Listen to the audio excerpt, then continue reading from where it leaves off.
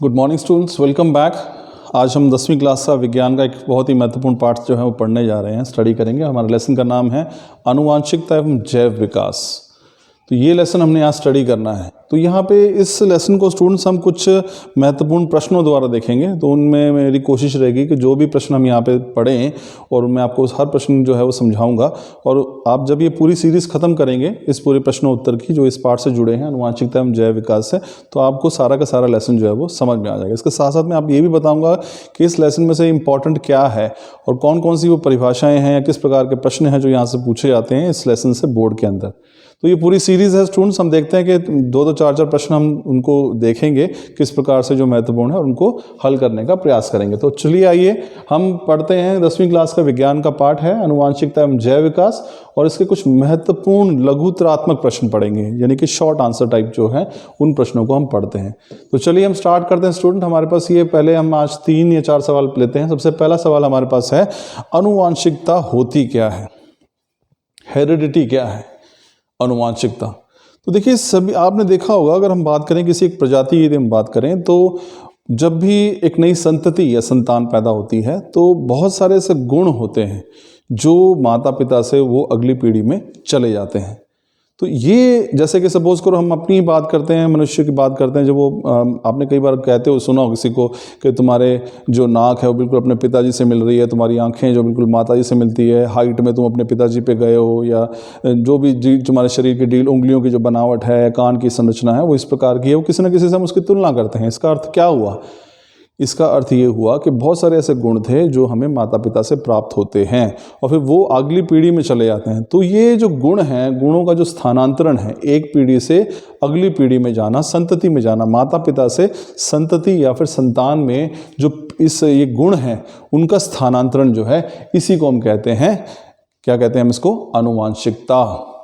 देखिए क्या है, सभी जीवधारियों में कुछ ऐसे लक्षण होते हैं जो उन्हें अपने से पहले पीढ़ियों से प्राप्त होते हैं, यानी कि माता पिता से प्राप्त हो रहे हैं।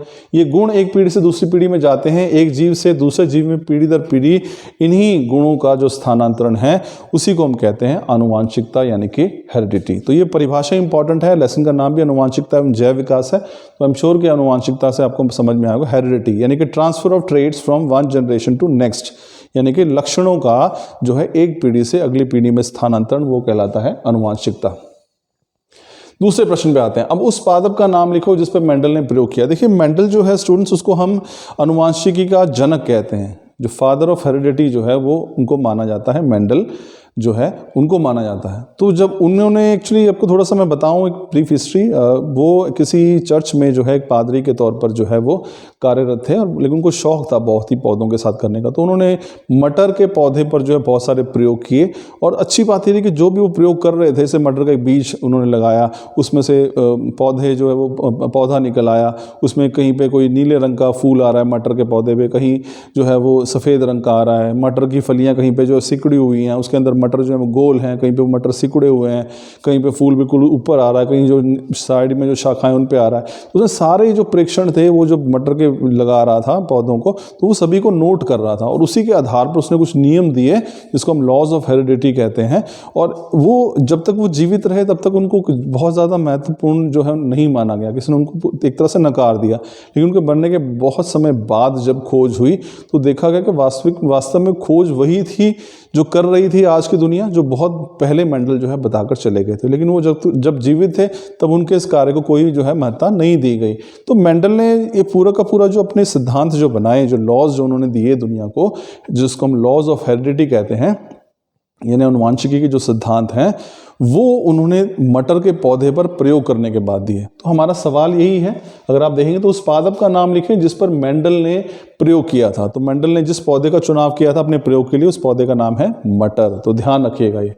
चलिए अगली हम बात करते हैं, विविधता क्या है? विविधता का स्टूडेंट्स अर्थ होता है वेरिएशंस। विविधता हम किसे कहते हैं? विविधता देखिए क्या है कि विविधता जो है, अभी मैं आपसे कह रहा था कि हम जब बात करते हैं गुणों की एक पीढ़ी से दूसरी पीढ़ी में स्थानांतरण की, तो बहुत सारे गुण ऐसे होते हैं जो एक पीढ़ी से अगली पीढ़ी में चले जाते हैं। लेकिन इसके साथ साथ सिर्फ बिल्कुल समानता ही नहीं जाती, हम में कुछ भिन्नताएं भी आ जाती हैं।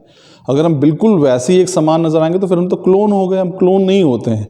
यानी अगर मैं किसी एक मनुष्य की बात करूं, उसके अंदर कुछ, उसके शरीर में कुछ लक्षण ऐसे होंगे जो उसकी माता से मिलेंगे, कुछ लक्षण ऐसे होंगे जो उसके पिताजी से मेल खाएंगे, तो वो एक दोनों के मेल से एक नया जीव जो है वो उत्पन्न हो गया है और उसमें विभिन्नता आ गई है कि वो हूबहू अपनी मम्मी की तरह नहीं है और ना ही वो हूबहू अपने पिताजी की तरह। तो ये विभिन्नताएं आती हैं। आप देखिए, अगर आप बात करें, अगर आप बिल्कुल आप अपने पिताजी जैसे नज़र नहीं आएंगे, आप में आपके कान कुछ अलग हैं, बालों के रंग कुछ अलग होंगे, आंखें जो हैं वो कुछ अलग होंगी, तो ये दो लक्षण जब आगे पहुंचते हैं और वो लक्षण इकट्ठे होते हैं तो विभिन्नताएं नज़र आती हैं। जैसे तो इसी को हम कहते हैं विभिन्नता, विविधता भी कहा जाता है, इसको वेरिएशंस कहते हैं। देखिए क्या है, अब समान माता पिता और एक ही जाति से संबंधित होकर भी उनके बच्चों में बुद्धिमत्ता, रंग रूप, शक्ल, सूरत और गुणों में अंतर पाया जाता है। अब दोनों के माता पिता समान है, अगर आप देखें, आप अपने भाई को देख लें, अपने एक भाई बहन है मान लीजिए, अब दोनों में देख लीजिए कितनी ज़्यादा भिन्नता होती है। किसी भाई की हाइट अगर ज़्यादा है तो उसकी हाइट कम है, किसी का रंग थोड़ा गेहुआ है तो किसी का रंग थोड़ा साफ है, किसी के नाखूनों की आकार कुछ और है, कान का आकार कुछ है, बालों का रंग कुछ और है, आंखों का रंग कुछ और है। तो एक ही समान माता पिता है, लेकिन उसके बावजूद भी आप देखें अलग अलग प्रकार के संतति या संतान जो है पैदा होती है, उनमें भिन्नताएं दिखाई देती हैं। तो यही जो भिन्नताएं हैं, चाहे बुद्धिमत्ता में है, रंग रूप में है, शक्ल में है, गुणों में है, इसी को कहते हैं हम विविधता, यानी कि वेरिएशंस। तो ये समझ में आएगा, आई एम श्योर स्टूडेंट्स आपको। चलिए नेक्स्ट एक बहुत ही इंपॉर्टेंट डेफिनेशन लेते हैं और वो हम जीन।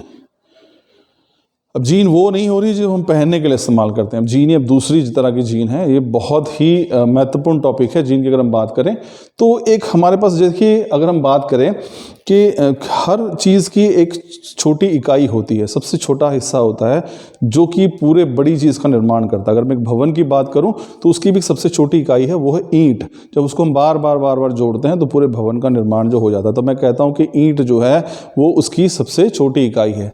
अगर हम बात करें अनुवांशिकता की, मैंने अभी अनुवांशिकता आपको बताया था कि अनुवांशिकता क्या है, कि एक पीढ़ी से अगली पीढ़ी में गुणों का जाना, लेकिन उसके सबसे छोटा जो आधार है जो गुणों को एक पीढ़ी से या माता पिता से अगली संतति में लेके जाता है, वही होता है जीन। तो जीन वास्तव में क्या है?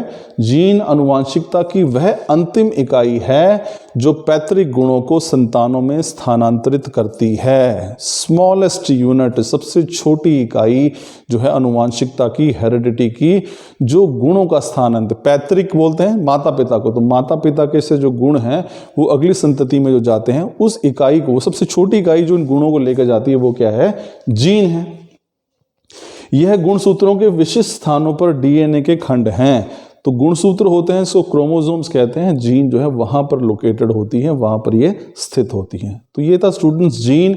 जीन जो है वास्तव में अनुवांशिकता की सबसे छोटी इकाई है जो कि पैतृक गुणों को स्थानांतरित करती हैं अगली संतति में, अगली पीढ़ी में। ये इंपॉर्टेंट है। तो चलिए स्टूडेंट से 3-4 प्रश्नों से ही हम आज का ये पहला भाग जो खत्म करते हैं। अगले में हम बाकी प्रश्नों को लेंगे। Thank you.